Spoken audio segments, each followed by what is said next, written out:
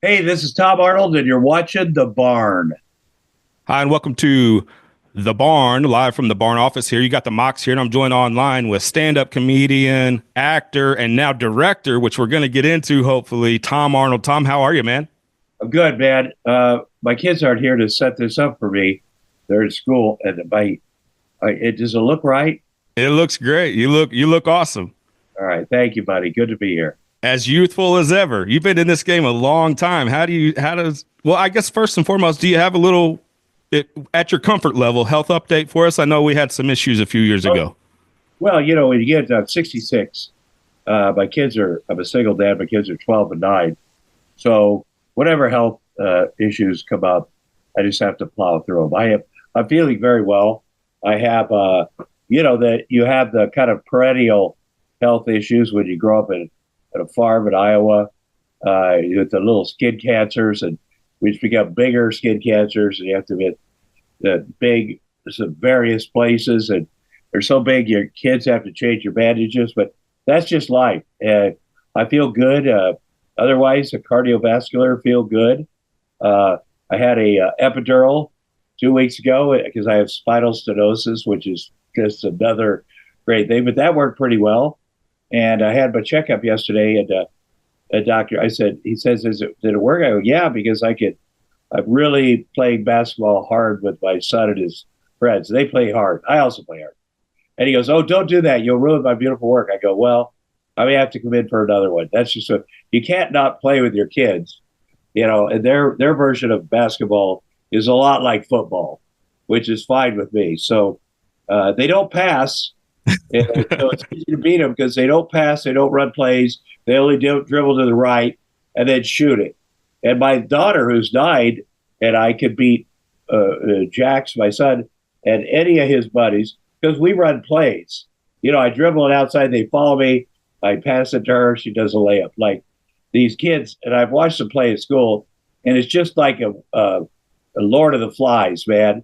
They they just get whoever gets the ball just dribbles down and shoots for a 3-pointer, no rebounding whatsoever. But it's great fun. I can't do my daughter's gymnastics. We have a gymnastics thing out back, but I maybe could. I could if I had to, but I feel good. I'm anxious to get back on the road. I need like I say, I got 4 ex-wives and 2 little kids. I need to make some money, so it's very exciting. You mentioned getting back out of the road. I have you mentioned the Iowa thing, and you actually I think grew up pretty close to Missouri border, and so you're no stranger to Missouri. You're playing Springfield this summer. You're playing Kansas City, and then I'd say early fall you're playing St. Louis. So June 6th and 7th you'll be at the Blue Room Comedy Club in Springfield. June 13th and 14th the Comedy Club in Kansas City, and then closer to where we're at in the St. Louis area you'll be playing the Funny Bone in August 1st. So looking forward to having you back in Missouri. Know you're a Midwest guy and appreciate that about you. Yeah, I grew up in Tumble, Iowa, which is like 20 miles north of Missouri, southeast corner of Iowa. Very, very close, too close to Missouri. At least we're not by Nebraska. That's what no, I have my sister lives down in Missouri. She went to Northeast Missouri State. It used to be called up there, and got her teaching degree and taught first grade for, I think she just retired after 35 or 40 years. She was in Kansas City and St. Louis. She's in St. Louis now. So, yeah, spent a lot of time in Missouri when I was young, drinking and fighting. And I even had to go down there once to tell a big 6'7" farmer that I got his daughter pregnant and we were getting married. Ooh. He wanted to kill me always. But this day he's like, and you got to man up. And fortunately, I was working at I worked at a meat packing plant for 3 years after high school in St. Buddy, so I could go to college on the kill floor of a meat packing plant. That's a hell of a deal. But I was wondering, how do people work? How do people like? They see people happy. They seem happy here. What's the secret? And the secret is they have families. This is their job. It's not their life. And a lot of our farmers had to have 2 jobs. They farm and then they come into the plant. But I'm like, well, maybe that's what has to happen. When Tabby said she was pregnant, I'm like, well, there it goes. That's how God works. It's on. And then I go through the trouble of asking her dad that it turned out she was lying. Thank God, you know. And also, I found out in college at the University of Iowa, where I eventually got that I have an incredibly low sperm count. So I could not, and it was made clear you'll never get a woman pregnant the normal way. I mean, they had a thing. I worked at the hospital school in college, and every day you come in, there's like, hey, donate blood, $7, donate plasma, $7. I did it all. Because that was beer money. You know, back then they had nickel beer. And I did blood and plasma at two different hospitals, and pretty lightheaded. But I really was like, what am I going to do with my life? And I came into work the next day, and there was a sign that said, donate sperm, $35. I'm like, that is how God works. That's what I'm going to do with my life. I'm going to do that 3 times a day. That's $105. How many? I don't even know how many nickel beers that is. But I go home and 5 roommates. We're still friends to this day. We pile in a car, go down there to the University of Iowa fertility clinic, and the doctor's like, slow down, boys. Slow. We don't take just any yahoo here at the University of Iowa fertility clinic. We have to test your sperm. And I'm like, okay, well, my feels a little funky. But and he comes back and pulls me out of the herd and said, Mr. Arnold, I have some bad news. You cannot be a part of our program. And I'm like, well, why is that? He said, well, son, you don't have enough swimmers. And I'm like, really? How many swimmers do I have? And he said, 2. That seems like enough, right? He goes, well, your buddies have 2 million. You'll never get a woman pregnant the normal way. And I was sad about $35, but I also tried to use that in my after bar game. You know, at the Iowa City, there's a walking ball, be out there, everybody after bar, and go up to women. I don't know if you heard, but I can't get you pregnant. So if that helps your decision making, worst thing I can do to you is sweat on you and give you a staph infection. But you don't have to worry about kids. But and then when I turned 30, I got married and realized, well, I do want to have a family. So I had to rely on modern medical science, which I'm very grateful about. Yeah, I know you're a family man. I love following you on Facebook. And I want to mention here, I don't know if you can see it or not, but this is actually me and my family on a ball. It usually is off screen, and we're at Kinnick. So we are big Iowa fans, and partly because I would say Caitlin Clark and that, but I don't know if you can see it at all. But that's me and my family at Kinnick Stadium, and we love Iowa Hawkeyes. Oh, that's fantastic. And how do you have a wife and 2 kids? I'm blind. Yeah, I have a wife and 3 daughters. Oh my gosh, good for you. Look at you guys. And your wife looks like your daughters. Yep. I'm lucky in that regard. So from one Hawkeye fan to another. Oh, that's a big deal to me. If you told me that at the beginning, I'd been pepped up a little bit. How did you become a Hawkeye fan? Well, I've been a football fan my whole life, and I just always loved their style. It's sort of a throwback style where they run tight ends and they run the ball a lot, and it's a lot of play action. And some people get bored with that, you know, especially now where the game is so fast paced and it's spread and it's out of shotgun. I like low scores. I like defense. I like field position. I'm sort of a throwback in that sense. Yeah. Well, I think, Iowa has had to learn they defense is great, but they also need to have a little bit of offense. And the tight end situation. Now, my son is in 5th grade, hopefully graduating in 2 weeks. He's 6'1". He's 220. He wears size 14 shoes. He gets right up on me. He's very strong. Gets a little chesty. You know, I was his football coach, and the first time he did that, like he's like, well, let's go box, whatever. I remembered my dad. I had a single dad growing up there too, and when I was about 15, I'm like, let's go, Dad. Like if I was bad though, let's go. He had some rule or what, and my dad kind of walked over to me and he goes, just give me a second, and he kind of measured. He goes, I just want to see how far this is. Kind of put his knuckle right here. And I remember thinking, that hurt. My dad worked in a factory. Like, that knuckle just resting on my chin hurt. I don't want any part of this. So I was like, okay, we'll put this off for another my son is hopefully he'll be a Hawkeye. If I tell him he has to be a Hawkeye, he's like, I'm not going to be a Hawkeye. But if I tell him, hey, do what you want, but I probably shouldn't go to Iowa. He's like, I'm going to Iowa. But he's so much bigger than the other kids, like this much taller. Like I'm not, and like last year before the season, he's like, I want to play quarterback this year. And I'm like, oh my God, son, you're not going to play quarterback. I'm just giving you, we have a very good quarterback. But I said, you should really focus on this, the blocking and the line stuff and your feet work. I said, that's how, and being a tight end, like being the third option. And so far, so good. But we really work at it. And as long as he loves it, as long as he's part of the offense by being a tight end, he gets all these awards for being an offensive lineman and a blocker and whatever. But yeah, he wants to be part of the offense. So, hopefully one day, but whatever, I'll be grateful. I'll be surprised if he goes to college, to be honest with you. I don't think kids today have to go by the time they're that old. Like there's not one, they won't have one career. They'll be doing this or that or get technical skills. My daughter was in, we did a movie with the movie I directed and acted in the last few weeks. And she did her first play this fall. I didn't tell her to get to play. She's done a few film things with me on camera, but she got to play on her own, ran for student council on her own, got the leadership award, like very proud of her. And then she saw that I was directing this movie. She's like, I want to be in that movie. I go, okay, well, let's see. Let's read the script. She takes the script.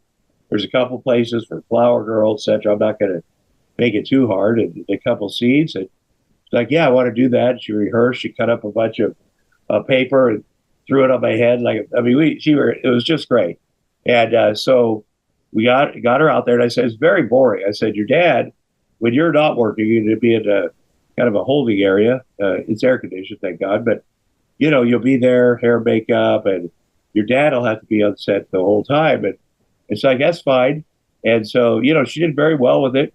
And then we got home and they have a set teacher. So she writes a note. So it doesn't count against, the missing school. And she's like, I want to go to work with you again tomorrow. I'm like, honey, there's no extras tomorrow. There's no, that's fine. Well, but she just loves hanging out with me. So we get out there and I'm like, okay, how am I going to figure this out? So I figure out a way. She's like, well, I'll just walk by in a hoodie after a scene. I go, but they know who you are from the wedding stuff. But we did figure out a thing in a movie theater, and she had a little friend out there. And but she's I was like, does she not want to go to school, or does she want to be with her dad and learn this other thing? So I don't care what it is. She loves hanging out with her dad. I'm going to take that. For having daughters, you take that. I'm told it does last forever, and I'll take it. She likes to go to CVS with me.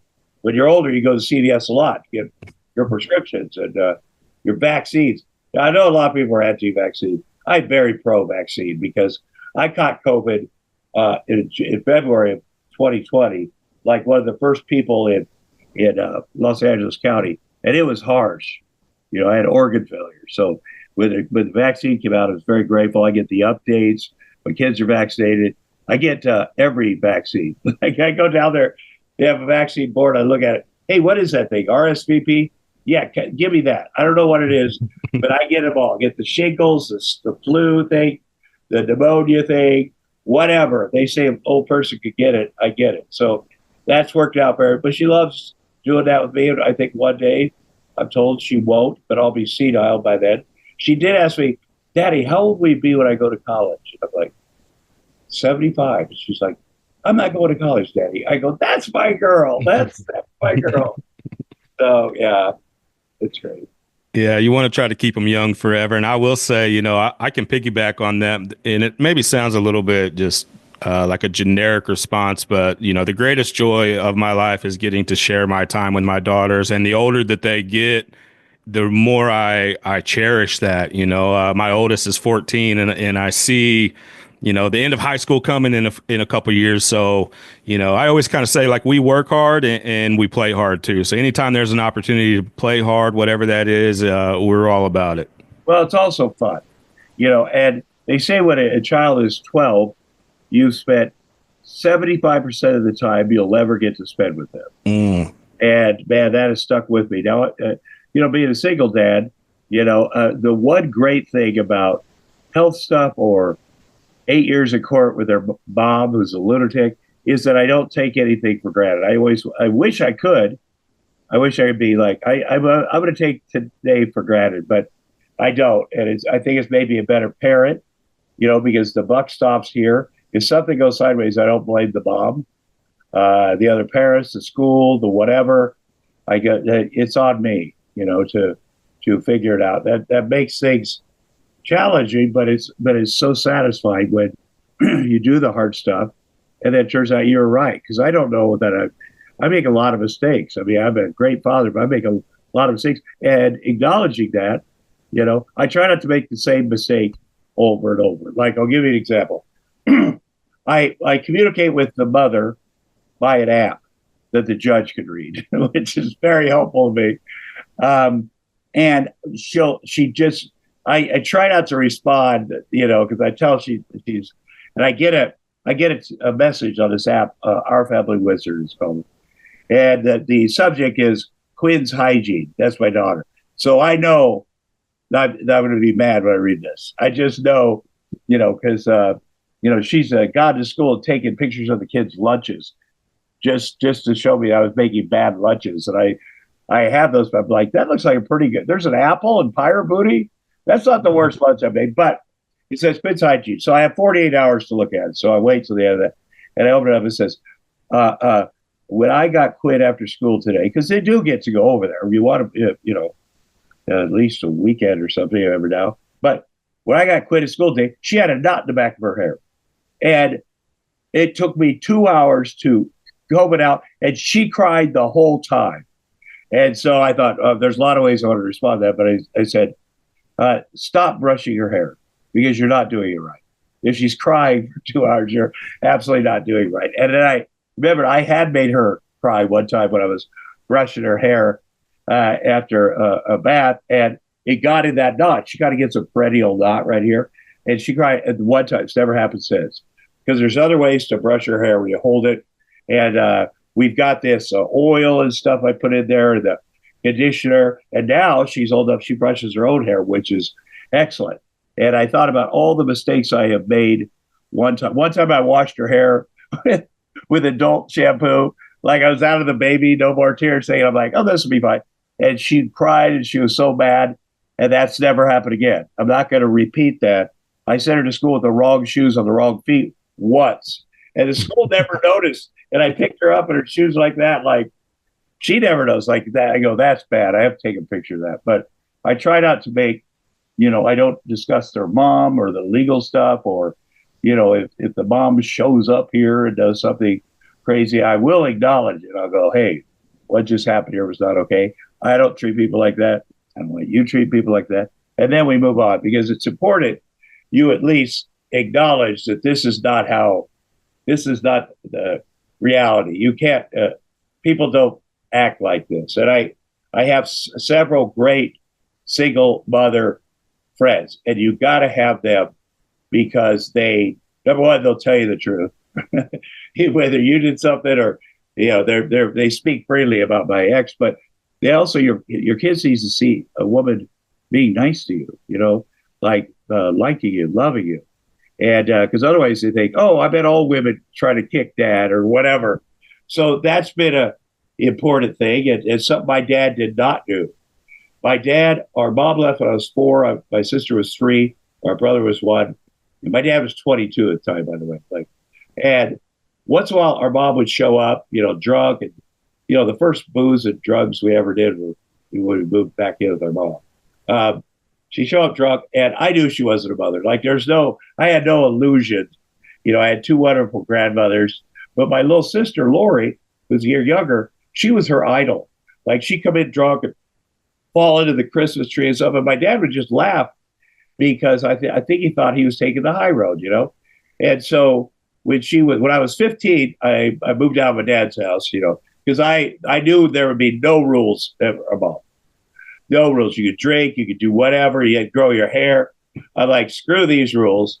It was a terrible mistake, but I get over there, I had 7 stepfathers, and I think the 6th one, first night there, I had to fist fight the guy. He's not with me, but my sister was 14 and she was back at home with dad, and she'd done perfect, great grades, great athlete, everything gone well. And she suddenly decided that she wanted to move over to mom's. And there's a documentary series about my little sister called The Queen of Meth. She was the biggest drug dealer in America. And people are like, was it embarrassing having your sister be a drug dealer? And I'm like, no, when I was doing drugs, it wasn't embarrassing.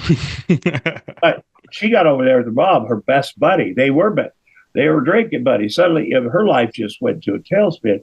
She ended up marrying one of my mother's friends, who was 22-year-old pedophile. My sister's 14.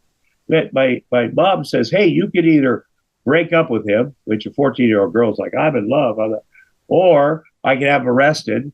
And she's not, kid's not going to do that. Or I'll drive you to Missouri and you get married. And that's what ended up happening at 14. My mom, got drunk. They drove to Missouri. She married this guy. He beat her up on their wedding night. I went back over and got her, but it was over for her because you can't go back to 8th grade. When you've been married, you just can't go back to 8th grade. And you've had an apartment, even for a brief time, you can't go back. So she had to rethink her whole life. And I think that she loved our mom, but she was also competitive, And so our mom dealt a little bit of drugs. And my sister thought, I'm going to do that drug dealer thing, but I'm going to be the best there is. I'm going to do it like a business. And that's what she ended up building, this kind of empire. It leads to prison, of course. Always you can see, no matter how many cars, how many houses, airplane, and 150 court horses, I would say, you know how this ends. It's not good. But, you get caught up in that stuff. But she's doing fine now. She went to prison twice for 10 years because it takes twice. Because the first time you get out, you're like, okay, I got this thing. I'm going to move back to my hometown. And then you get busted again. So, and then you go back for 10 more because it's a hell of a thing, And she never, I'm an addict. I've been in recovery, alcoholic and drugs. And I've been in recovery for a long time, but it's a thing. And she would never admit she was an addict. She's like, I'm a dealer. I'm not addicted to this stuff. I can do it anytime I want. I can stop anytime I want. But, see how her life turned out. But yeah, I'm grateful she's alive. Absolutely. And, your story is so interesting in that regard because, they kind of say comedy and tragedy sort of can, balance each other out. And man, it looks like 2025 is going to be a busy year for you. We talk about some of the shows that you're going to be hitting in Missouri, but you're touring pretty much all of 2025. How do you balance that with family life and with your kids? Things, this stuff with the court and the mom swats us and just stuff that when I first started talking about on stage, because it's in the paper, she always gives it to a gossip site, unredacted, whatever she files in court, she gives it to them. Shit about the kids, just all. I started talking about that a couple of years ago, and people are like stunned, like, wait a minute, a mother did that? That's I cannot deal with that, hearing that story. I cannot. So it takes a while to make it the whole thing funny, and you have to do it within the context of being a single father, and some of the highlights are so ridiculous. And so I work very hard about that, getting around the corner, because you can talk about anything in, the worst stuff in your life through comedy. So that's where I am now. And, my act is about being a single dad. I do have some Hollywood stories that people will recognize that they remember from you could Google. I have a lot of stuff people can Google. And so I'm very excited. I'm excited to get back to going to Kansas City, and where'd you say? St. Louis. It's a big summer and fall.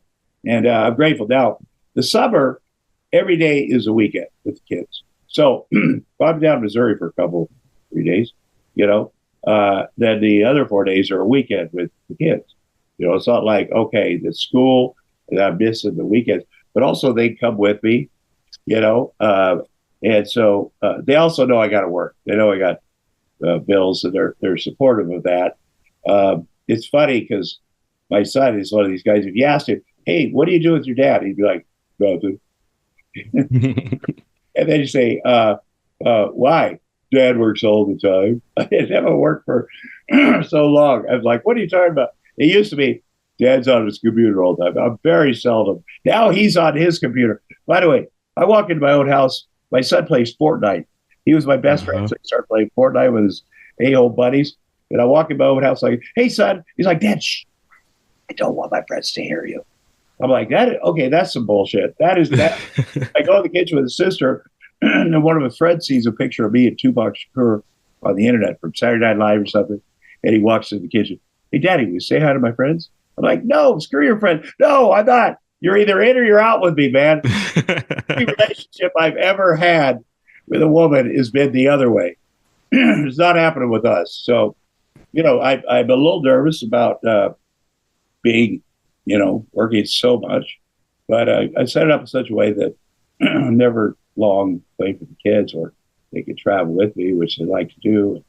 So it's going to work out. It's going to work out well.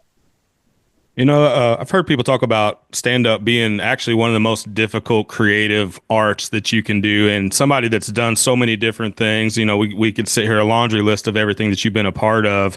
What is stand up comedy? Is that really kind of your first true love? And also your writing process. You hear about a lot of comedians going and working out material in clubs, doing spots here and there. What is that like as far as writing your act?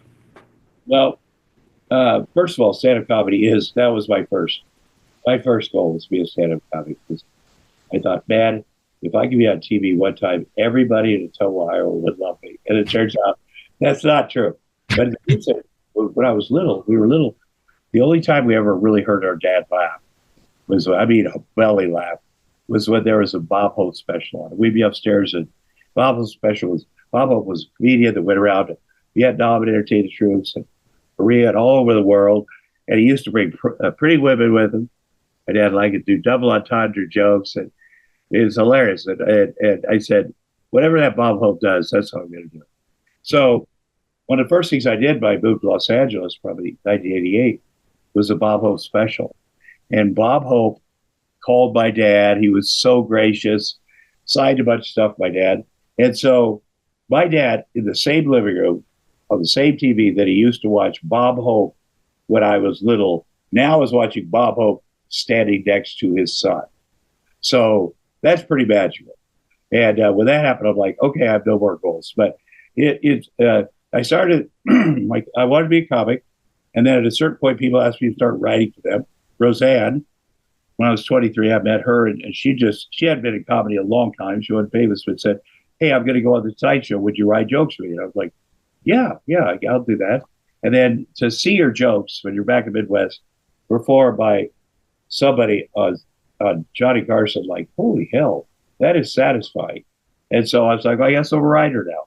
Yeah, obviously you have to write your own material. And with me, because the audience knows, they have a little information before I go, "Hey, I've been married to the same woman for 37 years. They know. So it's a blessing, because, I can't do the same standard jokes, because it has to make it way more personal. But I started writing for her. That we did a bunch of shows together, and she moved to Los Angeles to do her sitcom. And she asked me to be the husband, which I'd been the husband on her HBO special, but I didn't have. I mean, I acted in high school, but it's a big deal. So I said, why don't I just be the writer? I'll write your stuff. And John Goodman was Missouri.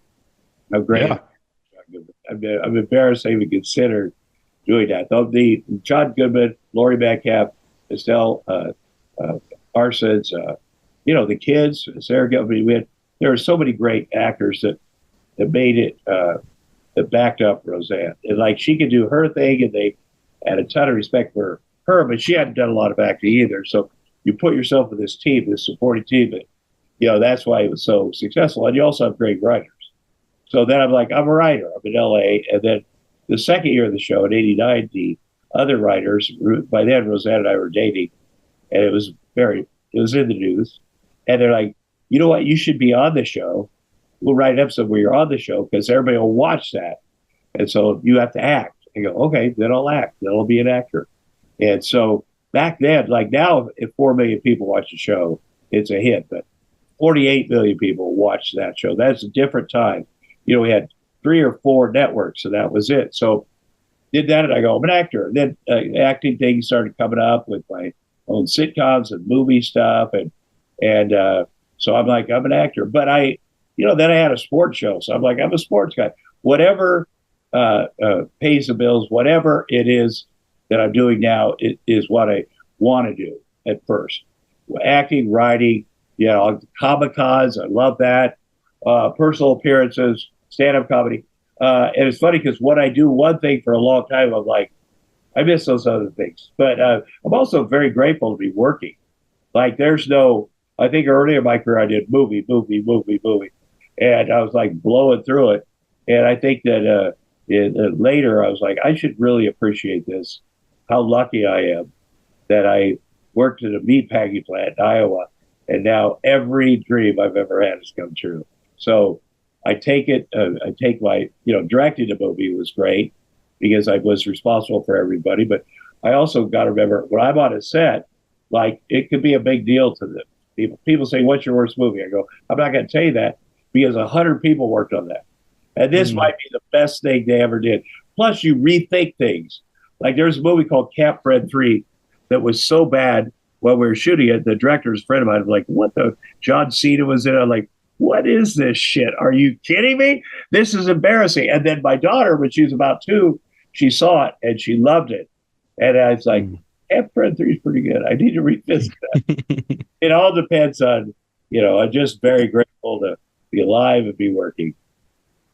Join here with Tom Arnold, and this is The Barn. And June 6th and 7th, Blue Room Comedy Club in Springfield. June 13th and 14th, the Comedy Club of Kansas City. And August 1st, which we're going to be at the Funny Bone in St. Louis. Tom got one more for you, and we'll let you get out of here.